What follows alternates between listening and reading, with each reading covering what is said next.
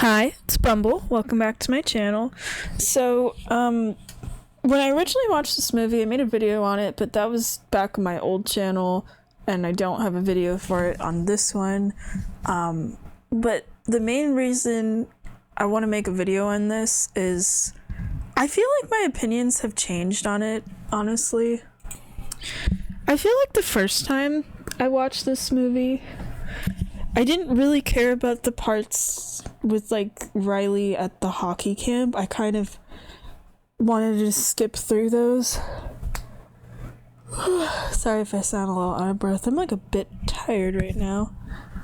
And then this time I was more focused on like actually the Riley stuff rather than the emotional things, because there's like kind of two different two different plots in this, and it kind of matches up with the first movie where it's like you have Riley's life kind of going wrong, and then the other plot is like the emotions going on the adventure inside of her head.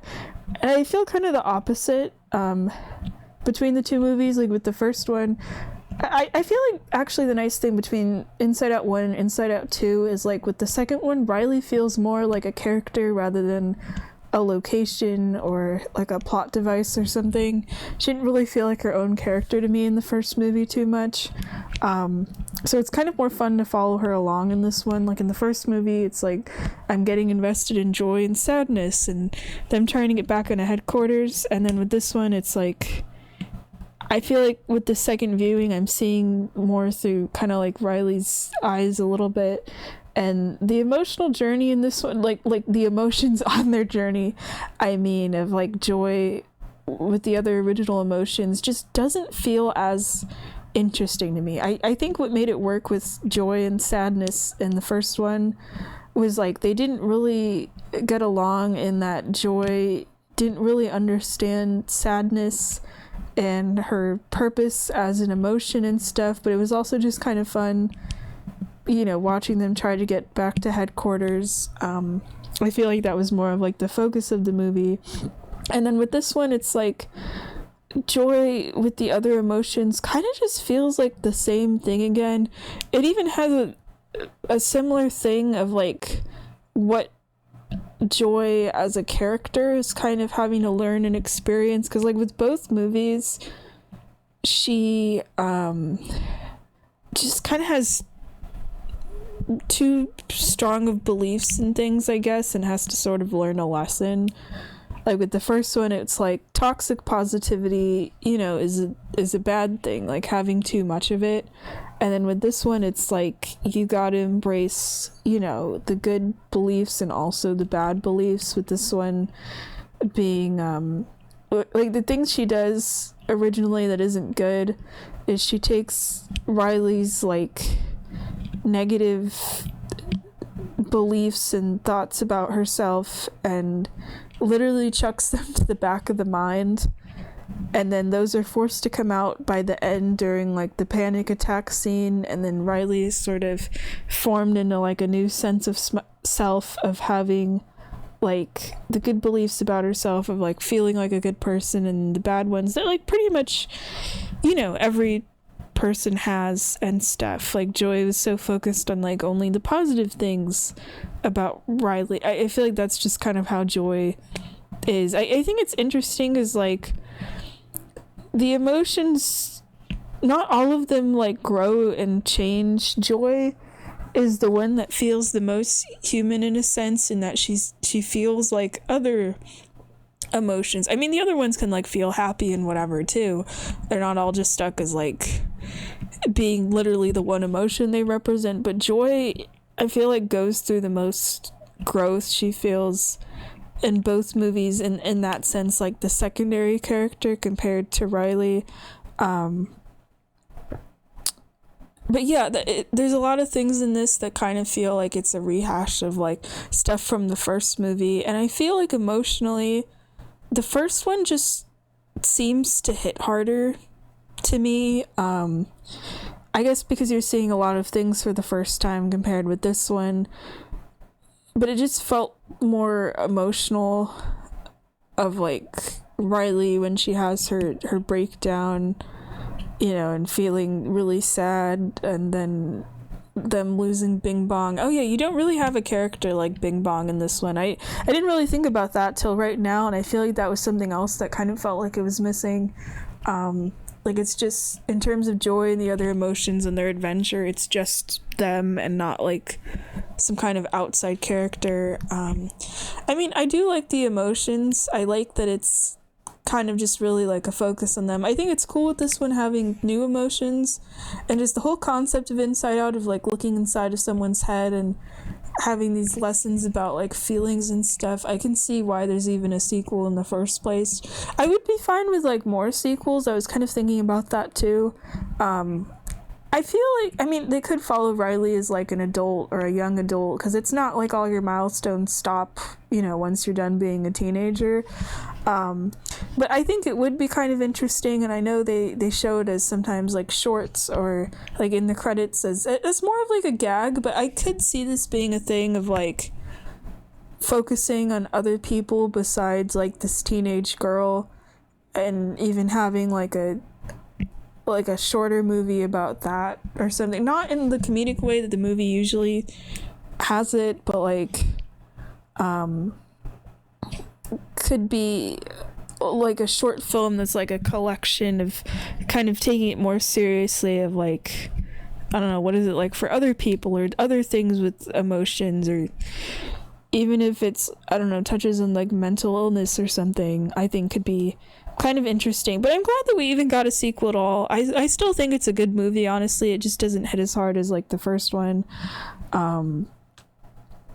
Let me go into my notes. But yeah, it was interesting watching this one for a second time and knowing what was going to happen, like seeing Joy kind of in denial about stuff and putting all the bad memories in the back of the head. I'm like, okay, yeah, this is going to be important for later. And now knowing it's like foreshadowing for stuff. The puberty being like a literal overnight thing, and as dramatic as it is like a dramatic thing in real life too, but it was just kind of funnier to me this time watching it, of like, yeah, it's not like an overnight thing. That's not how it works. But I do like the concept of like the console, becoming more touchy, in that they barely touch it, the emotions, and then Riley has like a super overreaction to stuff that is kind of like how it feels like. I thought it was funny when the parents drop Riley and her friends off at the hockey camp, and looking at kind of what the dad says, but mostly his facial expressions of like what he actually wanted to do with the mom, of like, hey, we have like 3 days alone, what do you want to do? And she's like, oh yeah, we can like clean the garage, and you can see his face instantly change. That was funny to me. I was kind of paying more attention this time to the part when the puberty sort of like starts for Riley, and she ends up suddenly having all these emotions show up. And it's funny to me that like Riley acting like kind of cringe is like exactly the point when anxiety shows up, of Riley doing something kind of embarrassing or whatever. As in, like, Riley has never been like cringe or embarrassing her entire life until this point.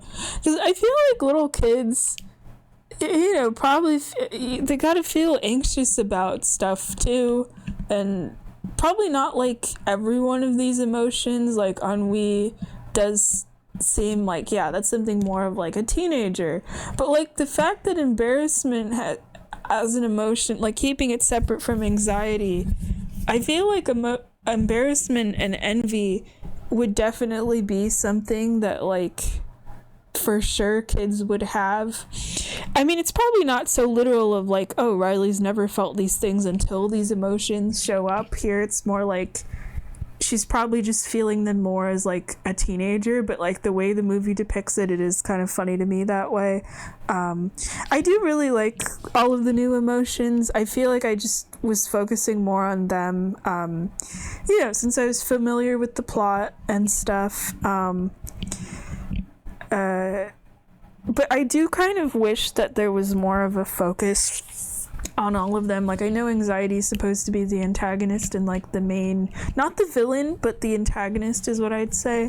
So there's like more of a focus on her, and Envy's kind of like her little sidekick. But I would have wanted to get to know a bit more with like Ennui and Embarrassment. Like, I know Embarrassment doesn't really talk much. I mean, you get to see him a little bit more of like him trying to help Sadness. But yeah, I wish all four of them were like a little more fleshed out, because I really like the concepts. I just find Ennui really funny, where she's always just like sitting on the couch with the phone app version of the console. There's like one time when she ends up losing the phone and like actually looks like really panicked and not just like bored. I mean, I know she's supposed to be like boredom and stuff. I just find her like a really funny character. I like that Envy is just kind of like a big-eyed kid, basically. So her and Anxiety sort of being like pals and stuff, I feel like kind of works. But yeah, I feel like with this viewing, I was more focused on like Anxiety as a character. It's always just really interesting to me seeing her in this movie, or like personifications of anxiety and different stuff, because like I'm someone with an anxiety disorder. So it's interesting watching this where Riley has like a normal amount of anxiety, but like it's still, you know, treated as a big thing. So it makes it interesting for me watching this kind of stuff, where it's like, on one hand, I completely get like why anxiety has to exist and function the way it does, but at the same time, with how I feel a lot of the time, I just keep thinking like, I want to smash that orange little gremlin with a really big hammer so bad, you know, to stop feeling the emotion. But I do like, you know, and this is like a kid's movie and stuff, they're introducing the concept. I do like how Anxiety is kind of introduced as a character, in her description of you know, the difference between like her and Fear, as described in the movie, of Fear being the one of like protecting from things you can see, you know, like physical danger, and Anxiety being like protecting Riley from stuff that you can't see, but also planning from the future. Because I do feel like she is kind of right with her goals and her thinking process. It's just more of like the way that she goes about it, where it's not just like trying to get Riley onto the hockey team, but also wanting Riley to have friends, because she was going to sort of lose her older friends so she wouldn't be alone in high school. And you do get to see, I mean, I don't know if she makes the team at the end, but you do get to see she's still like Riley's friends with like the Firehawks at the end, and they're all in the same like high school and stuff. So at least that part of the mission was accomplished, and I do think that's important. I mean, I feel like for Riley it could have been handled better, of like, you know, this is her last chance with her older friends like Bree and Grace, of, you know, kind of just splitting her time more, of like hanging out with them a little bit, but also kind of just getting to know like the older girls and stuff. But I mean, I get it. She's like a teenager going through like a stressful situation, feeling all this anxiety for the first time, and the effort to make the team. So like, I remember being 13. I wouldn't know how to like manage it well, but it's just kind of interesting going into a movie like this. And I was thinking about that with Riley. I felt bad for her, of like, you know, kind of destroying her sense of self, not just like the in-universe emotional version of that, but I just kept thinking about it during like a lot of the scenes with her as the main character, of, you know, I'm not a teenager anymore, and kind of looking through her shoes of, oh, you poor kid, you're destroying yourself, kind of a thing. Because I feel like it's easy in this to like, you know, the emotions are like anthropomorphized and stuff, and you're following them as characters.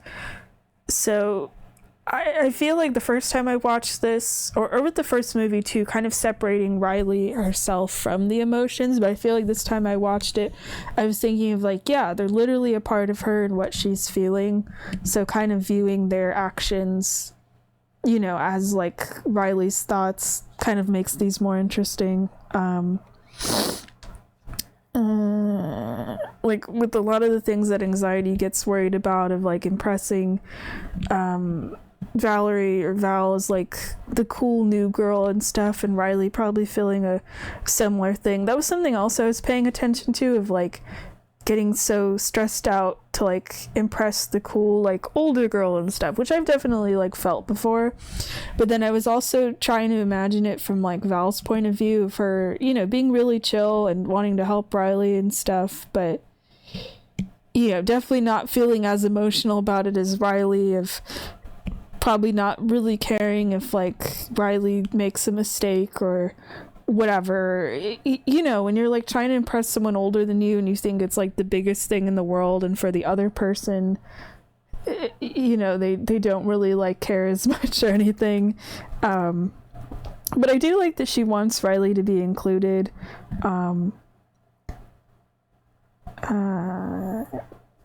But then seeing her friends, I thought, you know, like comparing Val to her friends, I thought like, damn, that's kind of not good for Riley. And so, where Val's like trying to make Riley feel included, and then I felt like with the other like older girls, you know, they were kind of teasing Riley a bit, like the band conversation. For there's like a scene with that, and I remember when I originally watched the movie, I didn't like that scene because I just felt really bad for Riley.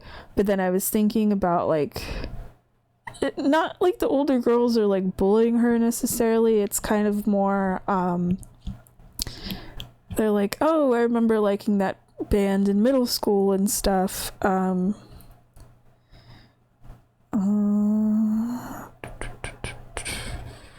But I get it, because it's like they're in high school, Riley's in middle school, so they definitely don't have the same interests, and she's like trying so hard to impress them, but you like really can't win in that situation because they're like not the same age. They don't really kind of know or care about Riley.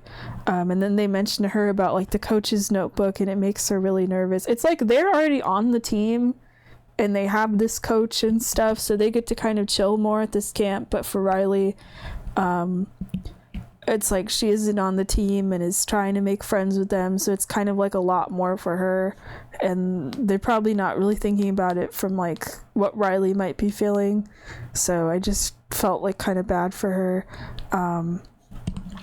But yeah, it's interesting watching this, viewing like anxiety as Riley, of like bottling your emotions and ditching your friends and changing everything to like impress people just because you're feeling like so incredibly anxious about stuff. But there's things with like joy and the other emotions. It is still kind of cool seeing them trying to get back to headquarters and stuff. And oh yeah, no, there is new characters. I said there wasn't, and I'm like, wait, I forgot about, there's like 2 or 3 new characters. We don't get to really see them that much. It's not like with Bing Bong where he gets to like accompany joy and sadness for a lot of their adventure. Because there's this character named Bluefy, who's this 2D fourth wall breaking character that's like a little pouch, kind of seemed like a parody of the backpack from Dora.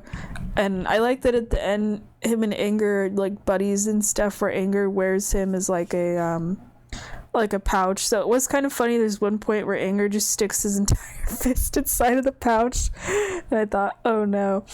But I do like the concept of the vault not just being like your deep dark secrets and whatever, but you get to see what Riley's deep dark secret is at the end of the movie, like learning what the secret is. I think it's like the after credits scene or something, and it doesn't actually seem that bad. I mean, it does. I get why she's so freaked out about it, but yeah, it's not something as embarrassing as I thought it would be. But yeah, the vault being kind of like the things that you're embarrassed about to like other people, but also to yourself. Like there's this part where Bluefy, yeah, because he's from a preschool show, and tells Joy like, oh, Riley still likes the show, and gets like whispery and creepy about it or whatever. And then there's this like Final Fantasy guy that seems like a parody of Cloud, and he gets made fun of a little bit in his like super lame attack, but it's like, which it is a little lame. But then I was thinking, wait, he's turning into a ball the same way as like Samus from Metroid.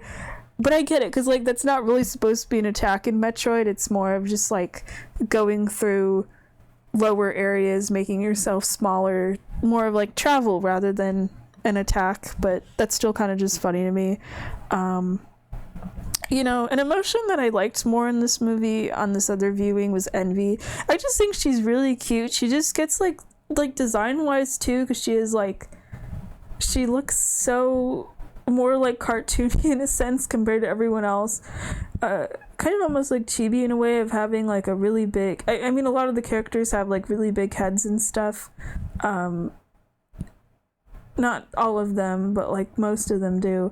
But then Envy is like a huge head on like a teeny tiny body, and then half of her head is just like these huge eyes. She looks just like so cutesy and stuff. But even just the way she gets like excited about things, where it's like she admires people, but not in like, you know, like a romantic way or anything. Just it's like, you know, when she's introduced and Riley is envious of Val's red streak in her hair. That was kind of weird. She wanted to touch it. That was a little weird, but like I get it.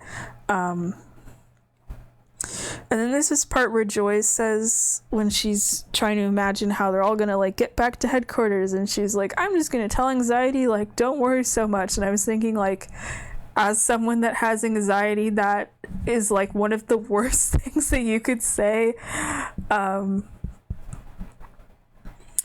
yeah, I felt really bad for Riley, seeing how her sense of self gets changed by, you know, feeling anxious throughout the movie, of like doing stuff you don't like to fit in, and tying the whole concept of like tying your self-beliefs and worth to like how good you are because of your anxiety, of her having thoughts of like, oh, if I join the team, or if I'm really good at hockey, then I'll have friends, like believing you're not worth enough otherwise. And I think that's pretty sad, but that's like also a thing a lot of people go through.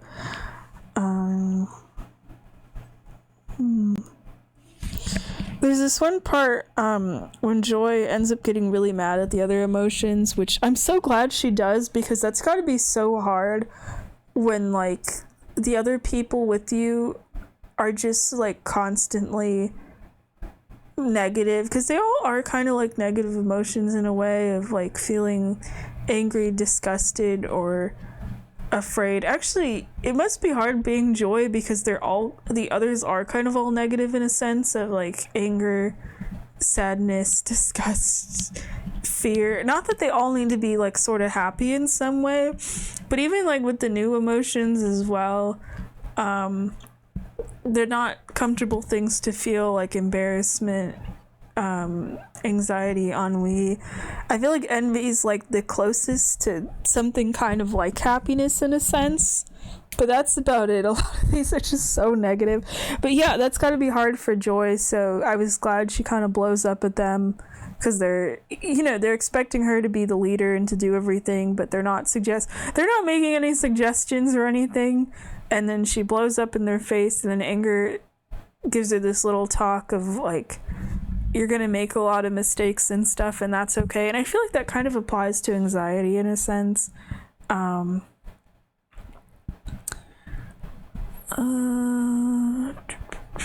Fear being unimpressed by Riley's crushes was kind of funny. There's this whole scene where Anxiety is running this sweatshop, of like using the concept of imagination against Riley. Like basically when you're overthinking the night before about stuff, which I feel that used to freak me out a lot when I was younger. That happened to me a lot more when I was like younger, like in elementary school. So like seeing that here, it was kind of like, whoa. But I do like the concept the movie introduces to like combat that, of thinking about like trying to think of positive things instead, even if they're like super unrealistic, and that kind of can make you feel better. And I think the positive ideas are, and especially with the little doodles, are kind of cute. Like that's kind of like a fun part of the scene, of all of the original emotions coming up with those. Like even Anger, like he says something about like, oh, we could buy flowers for the other team, and the rest of the group looks at him because they're like so surprised, and he's like, what, I can't be angry all the time, you know. Because then if you're like panicking the night before, it leads to bad ideas, and that ends up kind of leading Riley to, I think, eventually trying to sneak a peek at the coach's notebook and stuff. And I thought it was kind of a little sad that like Riley doesn't want to, and like because that kind of goes against who she is as a person and stuff, and she knows it isn't right, but then envy and anxiety force her to, and that thing of like you're feeling those so strongly, it kind of clouds your sense of judgment in a way. There's this one part towards the end where Joy is looking at Riley's emotions again, and it's the point where it's like, oh, the main characters have lost, like what are they gonna do? I feel like it doesn't hit as hard as like with the first movie, because like in the first one she's looking at this emotion or this memory that's like a bit happy and a little sad, and Joy ends up like crying and stuff, and she's like sitting in this dark void. I think it's like right before she ends up losing Bing Bong, but there's just something about it that feels more emotional compared with this one where she's looking at Riley's like what was I gonna say, the bad memories in a sense. I mean, maybe it's because she's like more developed here, she doesn't like cry or anything, and it's kind of a way to show that she's shown growth. She realizes what she did wrong, but I do still think about what she says in that scene of like not knowing how to stop anxiety, and that maybe we can't, and as you get older you feel less joy. That feels really true, honestly. Not just like anxiety, because it's an emotion you feel. It isn't like completely bad, and you really, even though it isn't pleasant to feel, you kind of can't stop it. It's kind of just always there. But just that line of like, as we get older, you feel less joy, and it's kind of like that's just kind of how it is growing up, and you can't really do anything about it. So it's like, it's a true statement, but man, that's kind of hard to think about, actually. And then there's a panic attack scene,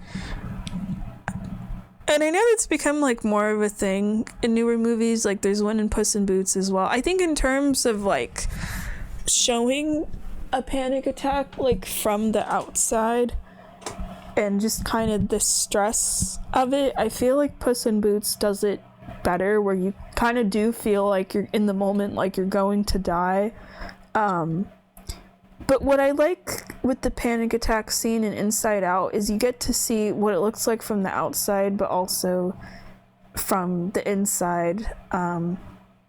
Because you get to see in Riley's head, like, literally what the emotions are that you're feeling. And, like, the contrast between that, because, yeah, Riley is, like, hyperventilating from the outside and stuff and looking, like, really stressed.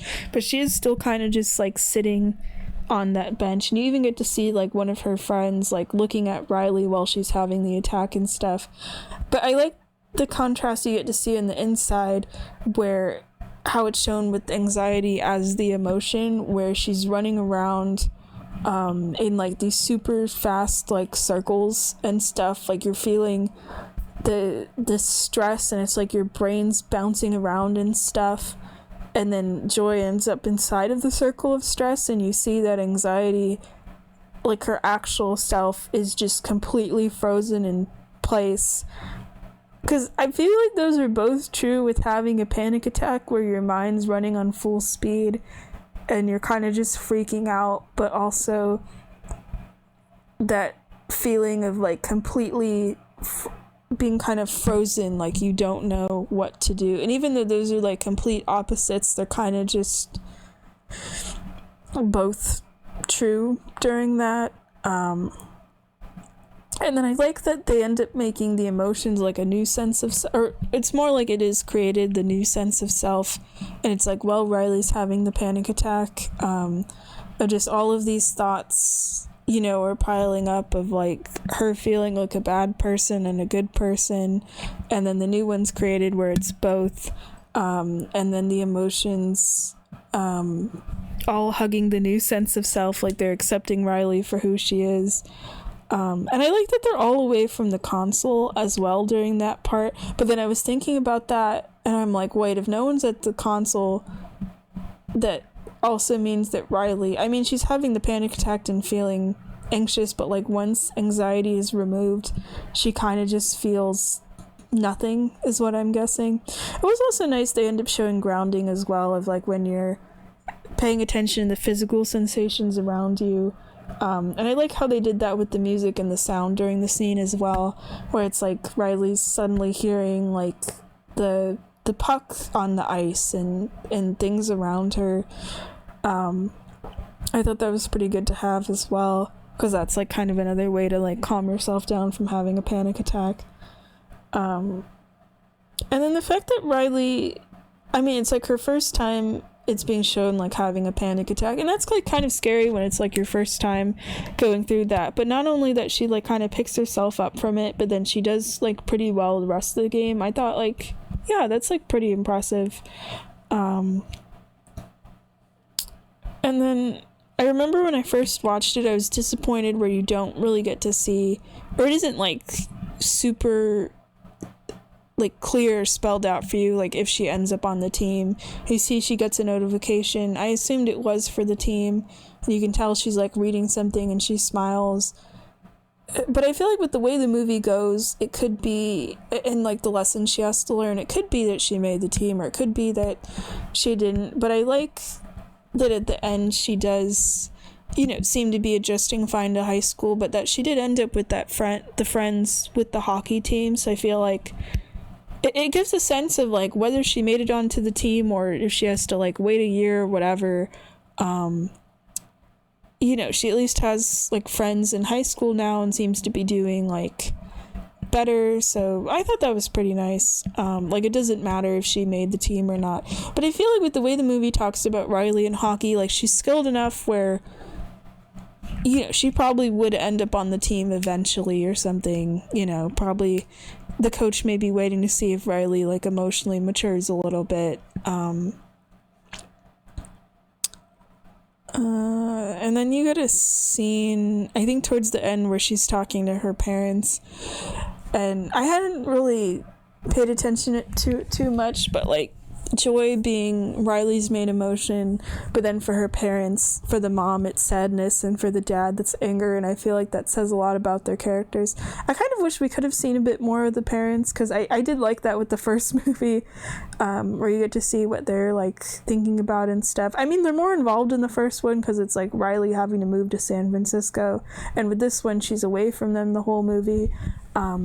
Though I did watch, after I watched this one, there's a short where Riley, it's called Riley's First Date, so I thought she was going to go on a date, but it's actually that she's going to hang out with a group of friends, and one of them is this guy, and the parents think it's going to be a date, and it kind of focuses more on like the parents and their emotions, but especially the dad. And I don't know, I think it's just kind of funny, and that's part of the reason I was saying at the beginning of this of, oh, it would be nice if you get to see what other people's emotions are, even like outside of this family. Not really in like the comedic way the movies do it in the credits of like, I don't know, here's a dog or here's whatever, but if other people were explored in a similar way to Riley, not as much where it's like everyone needs to be the main character, but I think that could be kind of fun, honestly. But I do feel like Riley's a good choice as a protagonist, if her being like a teenage girl feels like a very like specific thing. But yeah, this was good. I'm kind of glad that I watched it again, because I feel like I was kind of viewing it in a different way, and it made me kind of just appreciate the movie more, honestly. I kind of want to rewatch the first one now. I do kind of like this one a little better in that there's more emotions, but as like characters, but I feel like the first movie, I don't know, it's like it feels like it hits emotionally harder like as a viewer. I'd say I'd like both, honestly, and I just think that's nice, because like I feel like sometimes with these Pixar sequels, it's like they're either a lot better or they're a lot worse. Like with the Cars movies, for example, I finally watched Cars 3, and I can say I think it's the best out of the car movies. but I'm also someone that doesn't really like the first Cars movie. It's a good movie. I just never really cared for it that much, even when I was younger. And then I know the second one is kind of decisive for people. I remember I actually liked it, even though it's like a spy adventure that focuses on Mater. But I need to rewatch it to give like an accurate opinion on that. I'm not going to make a video on Cars 3. I'm just kind of sort of mentioning a little bit on some of the movies I watched and stuff. But yeah, it was nice to watch Inside Out too. Oh yeah, I've also seen I think you're gonna get a video on it in like September or something when I had watched more Disney stuff. There's a Inside Out animated series called Dream Productions, where it focuses on like how dreams are made and stuff, and it's like an in-between like the first Inside Out and the second one, and that one was really good, honestly. Like if I ever ended up with Disney Plus at some point or staying at somebody's house or whatever, not like now because I just rewatched this, but like I don't know, a few years down the line or whatever, I could see myself watching like first Inside Out, Dream Productions 2, and it all kind of would flow better, especially because Dream Productions is like the point when Riley's in middle school. And I like that one is because like with the first movie, she's going through these big events of like, you know, anybody in a situation where they end up moving, or it's like you're gonna start high school for the first time, that's like big life events, honestly. But with Dream Productions, it's just she's trying to figure out going to like a middle school dance. It's kind of more small scale. But yeah, that's what I like about these movies, honestly, that there's so much in terms of the brain that you can explore, but also for like not just Riley as a character, but for people in general. You know, there's so many life events and things that can happen to you. I feel like this is one of the most like relatable in terms of like the Pixar series, in that, you know, people go through a lot and there's so many things you could make these kind of movies out of. I think it's pretty neat. All right, but yeah, that's my thoughts on this. Glad that I got to rewatch it. I just felt like I had such a different opinion with it. I mean, I still like it and stuff, but it's more so of like as I was watching, my thoughts on it and what I was focusing on were a lot different, so I felt like I kind of needed to talk about that. All right, bye-bye.